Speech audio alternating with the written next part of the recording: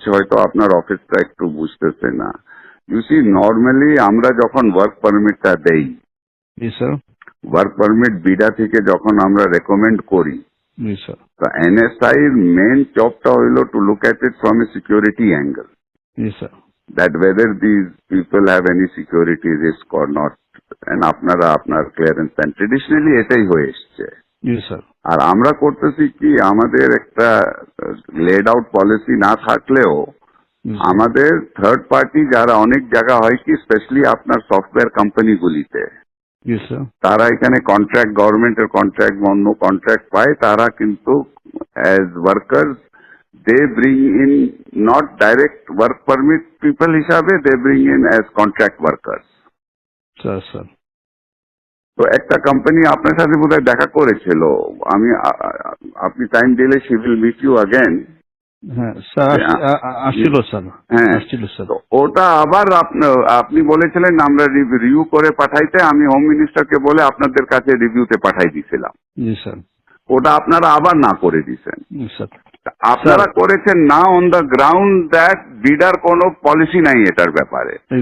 ওটা তো আপনাদের দেখার ব্যাপার না, পলিসি আমার আছে কিনা, that is not, you see whether the security clearance আছে কিনা, whether they are security or not secure, ওটা তো আমার ওয়ার্ক, আমি হোম মিনিস্ট্রির সাথে বিডা বুঝবে। স্যার ঠিক আছে স্যার। এখন স্যার আমি দু একটা আসপেক্ট একটু আপনাকে বলি।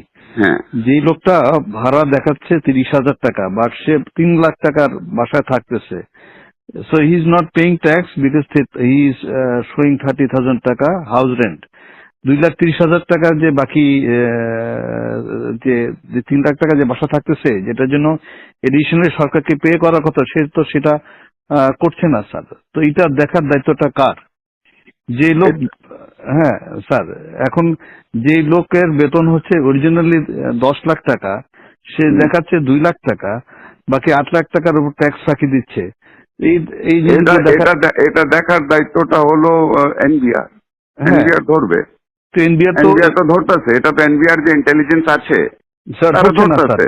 না ধরছে, অনেকগুলিকে ধরেছে, অনেকগুলিকে ধরছে, এয়ারপোর্টে আমরা আটকাই দিতেছি।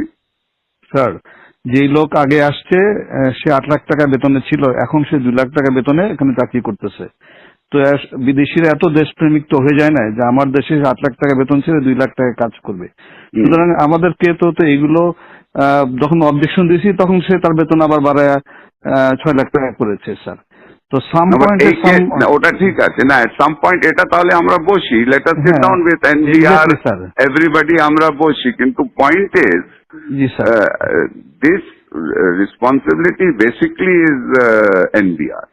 Sir, if NBR is not doing it, then you should point out to them যে তোমরা করো, কিন্তু তার দায়িত্বটা, হ্যাঁ, ওর দায়িত্বটা আপনি আপনার ঘাড়ের উপরে তো নিতে পারেন না। জি স্যার, আমরা না করতে পারলে ভালো হতো sir.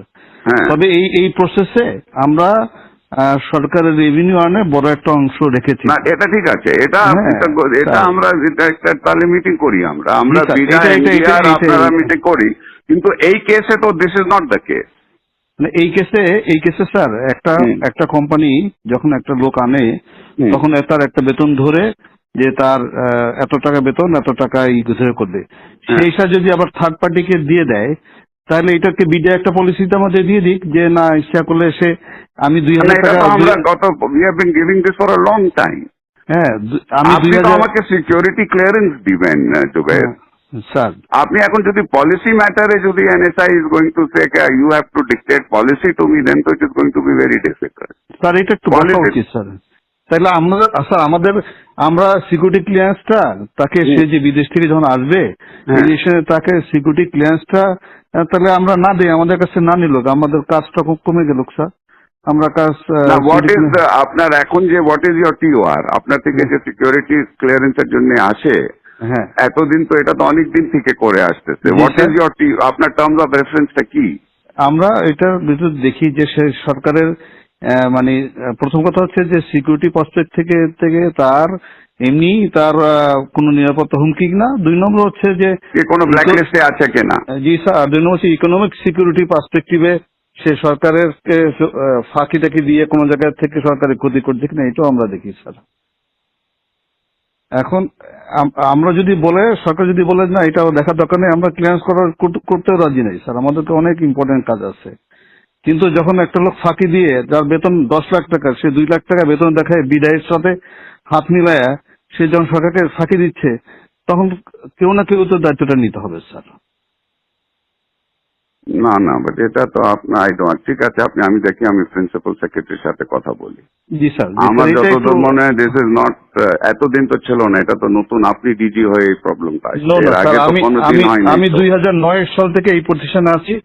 I work as director external, এবং যারা এরকম ট্যাক্সের ফাঁকি দিচ্ছে এই বিষয়গুলো সবগুলো আমরা এইভাবে করে ধরেছি, এবং আমরা যখন অবজেকশন দিয়েছি ওরা আবার বেতন বাড়ায়, যেটা লিগ্যাল যে পায়, যে বাড়ি ভাড়া যা 3 লাখ টাকা দিয়ে করতেছে, সে তখন 3 লাখ টাকা বাড়ে ওটার উপর সরকারকে ট্যাক্স দিয়েছে স্যার। চিটাগাং পোর্ট দিয়ে স্যার হাজার হাজার গাড়ি আসে, ওগুলো আটকাই, ওরা ট্যাক্স দেয়। So I am adding value tax to the government. Although এখন বলবেন যে না এটা তো এনএসআই রেসপন্সিবিলিটি না স্যার, এটা যদি সরকার বলে দেয় যে না এগুলো করার দরকার নেই, আমরা কিছু করবো না স্যার, আমাদের কাছে ক্লিয়ারেন্স না পাঠাইলেও তো হবে না স্যার। কিন্তু বিডে আমাদেরকে বলতে হবে যে তারা